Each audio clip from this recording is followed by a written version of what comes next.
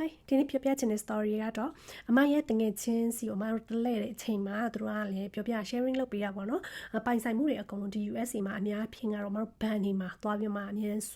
save ထားလေးရှိ save ထားရဲဆိုတာအဲ့လိုမျိုး box လေးတွေတို့ကပေါ့အကန့်လေးနဲ့တို့ထားပြီးခဏနေမှာပုံလေးပြပြီးအကန့်လေးနဲ့အမတို့ ban ထဲမှာအမတို့ပိုင်ဆိုင်မှုတွေကြောင်းမြဲတဲ့နိုင်အကုန်လုံးအိမ်မှာမထားပါဘူးဆိုတော့ဒီ US မှာကော Europe မှာအများခိုးဓမြတွေကပေါ်တဲ့အတွက်အမတို့အများအဖြစ်ကတော့လူတွေအများအဖြစ်ကိုပိုင်ဆိုင်မှု ban မှာသွားပြီးမှ save ထားလေးရှိပါတယ်အဲ့တော့ဒါလေးနဲ့နည်းနည်းပတ်သက်ပြီးတော့အမက story လေးလာပြောပြမှာပဲဖြစ်ပါတယ်အဲ့တော့အမ story လေးကမစခင်မှာ follow လုပ်တာကြာနော်အဲ့ story တွေအရင်စိတ်ဝင်စားဖို့ကောင်းတယ်1986ခုနှစ်ကဆိုတော့အရင်တော့ကြာနေပြီပေါ့နော်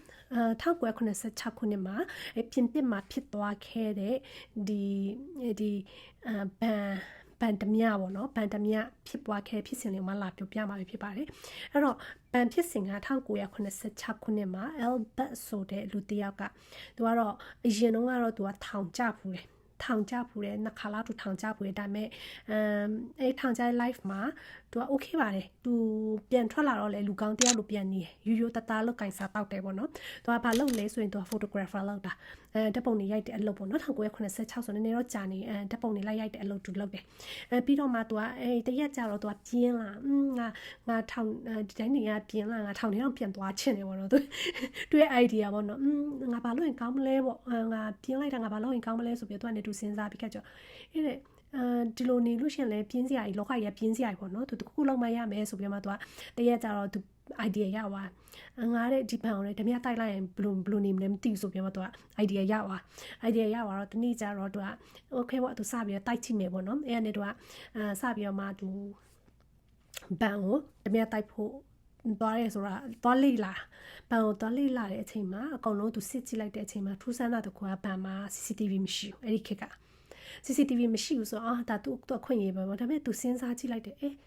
ဒီလိုမျိုးတာငါဘန်အရှိကနေငါဖောက်သွားလို့ရှင်ရဲတွေဘာကြီးလာနဲ့သူမျက်နှာမြင်တာနဲ့ဆိုလို့ရှင်ပေါ့နော်သူအလွယ်တကူဖမ်းမိမှာပေါ့နော်သူအဲ့အသွေးရလိုက်တယ်ရပြီအောင်ဖြစ်သေးပါဘူးတဲ့ဒီလိုမျိုးအရှိကနေငါတိုက်လို့မဖြစ်သေးပါဘူးဆိုပြီးမှသူကနောက်တနေ့တော့သူထပ်စဉ်းစားကြည့်ပြီးကြတော့ပေါ့ဒီတစ်ခါကြာလို့ရှင်တော့ငါဘန်အနောက်ကနေငါစမ်းကြည့်မယ်ဆိုပြီးတော့ဘန်အနောက်ကနေသူကဘယ်လောက်လဲတော့ဆိုရင်မမတို့ Canon ဆိုတာရှိရမတို့ရဲ့အိမ်တိုင်းတို့အိမ်တို့ဘန်တို့အဲ့အနောက်မှာတွင်းရှိရဲသူကရေနှုတ်မြောင်ပေါ့နော်ရေနှုတ်မြောင်လို့ခေါ်တယ်မှာတော့အဲ့ Canon တဲ့ကိုသူကသွားပြီးတော့မှ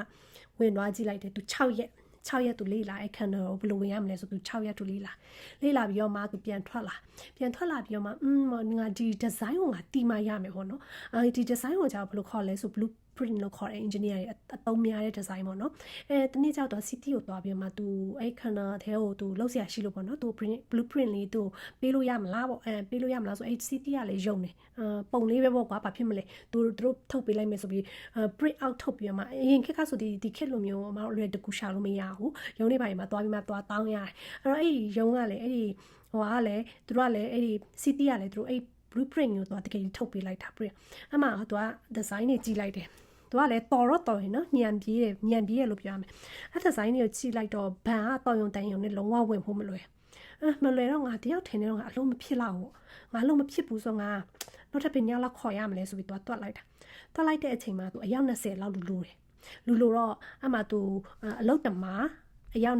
10ရက်ကိုသူငှားလိုက်တယ်ကျန်တဲ့10ရက်ကသူတငယ်ချင်းသူခေါ်လိုက်တယ်အလို့တမ10ယောက်ရဲ့သူတငယ်ချင်း10ယောက်ရဲ့သူသွားပြီးမှသူ group ဖွဲ့လိုက်တယ်ဖွဲ့ပြီးမှသူကတင်ပေးရပေါ့ဘယ်ကနေဘယ်လိုဖောက်ရမလဲဆိုပြီးမှအဲ့ဒီ kernels ထဲကနေသူတို့ဘယ်ကနေစဖောက်ရမလဲပေါ့နော်အဲ့အချိန်မှာသူတို့စပြီးမှပလန်တဲ့အချိန်က2လအဲ့ kernels ကိုဖောက်ဖို့က2လကြာတယ်2လဆိုတာရပ်ပေါင်း60နော်မနေဘူးနော်အမောင်မှာအစားအသောက်ပါသူကလုံးဝအပြည့်အဝကိုသူကလုပ်ပြီးတော့ arrange လုပ်ပြီးတာအမှသူတို့စပြီးမှတူးတယ်ဖောက်တယ်ဒါပေမဲ့ဖောက်နေအတန်မကြားရအောင်ဘာလို့ဆိုတွင်းထဲမှာအောက်ထဲကနေလောက်တော့တခြားနေရာကလည်းအကယ်၍လူတွေကလည်းကြားရနေတာမှာသူတို့တခုစီးတရားတခုလောက်တယ်လို့ပဲသူတို့ထင်ပြီးမှ report လုံးဝမတင်ကြညရီဆိုသူဖောက်တယ်နေ့ဆိုလဲသူအတန်ကြားမှဆိုလို့နေ့တွေကြောင်မလုပ်ဘူးညဆိုသူတို့စလုပ်တယ်လုပ်ပြီးစွတ်ပေါင်း2လကြာတဲ့အချိန်မှာသူကတောက်ကြနေညပေါ့နော်တောက်ကြနေညဆိုစနေတနင်္ဂနွေဆိုဘာပိတ်ပြီလေအဲ့တောက်ကြနေညတရက်ကိုသူတို့စပြီးတော့မှဘန်မျိုးစဝင်တာဘန်မျိုးကိုစဝင်ပြီးမှအဲ့ saving box ထဲကိုသူတို့စပြီးတော့မှဖောက် ဖောက်တော့အဲ့ saving box ရဲ့ဝင်ပေါက်ထဲကိုရောက်ရောသူတို့ saving box ဆိုတော့သူကတန်တကားနေအထက်ပိတ်ထားရနေအဲ့တော့အဲ့တန်တကားကိုသူကအပြင်ကနေရဲအလွယ်တကူဝင်လို့မရအောင်သူက rain ဆော်လိုက်တယ် rain ဆော်လိုက်ပြီးတော့မှသူကအဲ့ခံတဲ့ထဲကိုသူကဝင်သွားပါတော့ဝင်သွားပြီးတော့မှအဲ့ပန်ဖောက်တယ်ဖောက်ပြီးတော့မှအဲ့ rain ကိုသူတို့ဆော်လိုက်တယ်rain ဆော်လိုက်တော့အပြင်ကနေတော့ရင်ဝင်လို့မရတော့ဝင်လို့မရတော့အမှသူတို့စပြီးတော့မှအကုန်အဲ့ saving box ပြည်သူတွေလာပြီးတော့မှစုထားတဲ့ပစ္စည်းအကုန်လုံးသူတို့အကုန်လုံးဖောက်သွားတာဖောက်သွားဘလောက်တန်ဖိုးရှိမလဲဆိုရင်46 million French မှာပြင်တစ်ငွေ46 million ဟိုတို့ယူသွားတယ်အဲ့ခေ10 million USD ရှိမယ်ပေါ့နော်10 million USD ဆိုအဲ့ခေအနေနဲ့တော့လို့ရမ်းများတဲ့အမောင်ကိုသူတို့ရသွားတယ်အဲ့တနင်္ဂနွေသူတို့ကဘယ်လိုလုပ်လဲဆိုအဲ့တောက်ကြနေနေသူတို့တနင်္ဂနွေနေ့အထီကိုသူတို့အကုန်ယူတော့အမှသူတို့စားဖို့တောက်ဖို့အမှပဲစားအမှပဲအဲ့အမှပဲအနားယူပြီးလို့ရှိရင်အမှပဲအိမ်ဒါလေးအမှပဲကွန်တိန်နာထဲမှာအီပါကြအီပါနေကွာတဘောကွာသူတို့သွားစရာနေရာမရှိဘူးလေနော်ပါစရာနေရာမရှိဘူးအဲ့ကွန်တိန်နာထဲမှာအီပါပြီးမှဒီတိုင်းပဲထားသွားအီရောက်မှပါလိုက်တယ်ဗန်းထဲမှာအဲ့ပြီးတော့မှသူတို့ကအဲ့တနင်္ဂနွေရောက်တော့သူတို့ကအေးစစ်လေးသူတို့ပြန်ထွက်ပြီးအကောင်လုံးပြန်ပိတ်ပြီးတော့မှမနေ့တနင်္လာနေ့မနေ့ရောက်ကြတော့ပြည်သူတွေကလာရောပြည်သူတွေကလာပြီးတော့မှသူတို့ bank saving box လာဖွင့်မယ်ပေါ့နော်ဖွင့်မယ်ဆိုတော့အမှ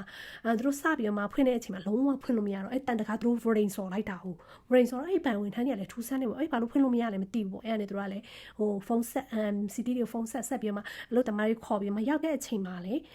အဲ့တန်တကားဟိုသူတို့အထက်နေ rain ဆော်ဟာဘလို့မှအပြန်နေဖွင့်လို့မ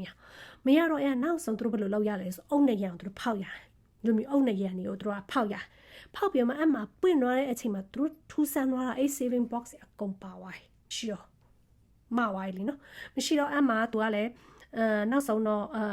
ဗန်နီကလည်းရဲကိုတိုင်ပေါ့နော်တိုင်တော့အမှရဲတွေကလည်းရောက်လာပြီးတော့မှနောက်ဆုံးသူ့ကိုမိသွားပြီးတော့မှသူဖမ်းလာပြီးအဲ့ဒီခေါင်းဆောင်ဖမ်းလာပြီးတော့ Albert ဆိုတဲ့လူကိုဖမ်းလာပြီးတော့မှအဲ့ Albert ကိုသူကတရားရုံးကိုခေါ်သွားပြီးမှအဲ့တရားရုံးမှာအဲ့တရားသူကြီးနဲ့စကားပြောနေတဲ့အချိန်မှာသူကအရန်ပူတယ်အိုက်တယ်ဆိုပြီးမှခဏလောက်ပဒင်ပေါက်ဖွင့်ပြစီဆိုပြီးမှသူကပဒင်ပေါက်ဖွင့်ပြီးတော့မှအဲ့ပဒင်ပေါက်ပေါ်ကနေခုံစင်းသွားဘလောက်မြင်လဲဆိုဟိုလေတိုင်း proof ဆိုလို့မျိုးခုံစင်းသွားတဲ့အချိန်မှာအောက်မှာသူတငယ်ချင်းဆိုင်ကယ်နဲ့စောင့်နေဆိုင်ကယ်နဲ့သူ့တင်ပြီးမှထွက်ပြေးသွားလိုက်တာလုံးဝမမိတော့အဲ့ Albert ဆိုရဲ့လူကအဲ့ဒီသူစလုံးကအသက်44နှစ်ပဲရှိသေးတယ်1986မှာ44နှစ်အမှသူကလုံးဝမမိတော့အဲ့တော့သူဒီတခြားနယ်တွေလည်းသူသွားတယ်တခြားမြို့တွေတခြားနယ်တွေသူလေရင်နဲ့သူသွားတယ်စပင်အတူတွေနဲ့သွားတယ်ဘလို့မှရဲတွေသူလုံးဝမဖမ်းမိအဲ့တော့1900သူဘလောက်ထိခွာဖြစ်တယ်လဲဆိုရင်နောက်ဆုံးသူ plastic surgery တွေလုပ်တယ်ပြီးတော့သူမျက်နှာတွေကိုဟိုလိုမျိုးမုတ်စိတ်တွေထားတယ်မျက်မှန်တွေတက်တယ်ဘလို့မှရဲကလုံးဝမမီဘလောက်တောင်မှသူကရဲတွေကိုစိန်ခေါ်တယ်ဆိုသူကိုသူကနာမည်ကဘဒူပါပေါ့ဟိုတင်းစာတိုက်ကိုသူကစာပို့လိုက်တယ်စာပို့ပြီးတော့မှသူကဘဒူပါပေါ့နော်သူက Albert ပါပေါ့ဒါငါ့ကိုမမိသေးဘူးလားဘာညာဘာလားဆိုပြီးရဲတို့သူကနှောက်လိုက်တယ်နော်နောက်ရဲမပြီးသေးဘူးသူကဘာလုပ်လဲဆိုသူ့ရဲ့ဒီ life အကြောင်းကိုသူတို့ဒီ kernel တွင်းတူးတဲ့အကြောင်းကိုသူကစာအုပ်တောင်ထုတ်လိုက်တဲ့3အုပ်အရန်ပေါက်သွားတဲ့အစာအုပ်တွေကလေပြီးတော့နောက်တစ်ခွာကြဘာအဲ့တော့လုံးဝမမိဘူးနော်စာအုပ်တွေလည်းထုတ်တယ်အဲ့ရဲတွေကလည်းပေါ်လာလားဘလို့လဲမသိမမိဘူးလုံးဝမမိနိုင်ဘူးသူမမိနိုင်နောက်ဆုံး1989ခုနှစ်မှာသူကဆေးရုံမှာ cancer ဖြစ်ပြီးတော့တည်သွားတယ်နောက်တစ်ချက်ကကြသူတို့ကဘန်မှာဘလို့အဲ့နောက်ဆွဲပြဿနာတွေအမတို့သိချင်တဲ့ပြဿနာတွေပေါ့နော်ဘန်ကဘလို့ဖြေရှင်းလဲအစိုးရပဲ insurance cover လောက်တာလားဘလို့လောက်တာလဲတော့အမတို့လည်းမသိပါဘူးသူတို့အဲ့အရာတွေတော့မဖော်ပြထားဘူးအခုအဓိကအကြောင်းရင်းပြောချင်တာ Albert ဆွဲတယောက်ကဘန်ဖောက်တာအရင်နာမည်ကြီးသွားပြီးတော့သူရဲ့စာအုပ်တွေကလည်းအရန်ရောင်းကောင်းပြီးအခုဆိုနောက်ပိုင်းဗီဒီယိုတွေပါသူတို့ထုတ်တယ်ပေါ့နော်ထုတ်တယ်အဲ့ဒီရဲ့အကြောင်းလေးကိုအမလာပြီးပြောပြတာပါအဲ့ဒီတေုံကြားပြီးကြတဲ့အမလုံးဝဘန်မ saving box ထဲမှာလုံးဝ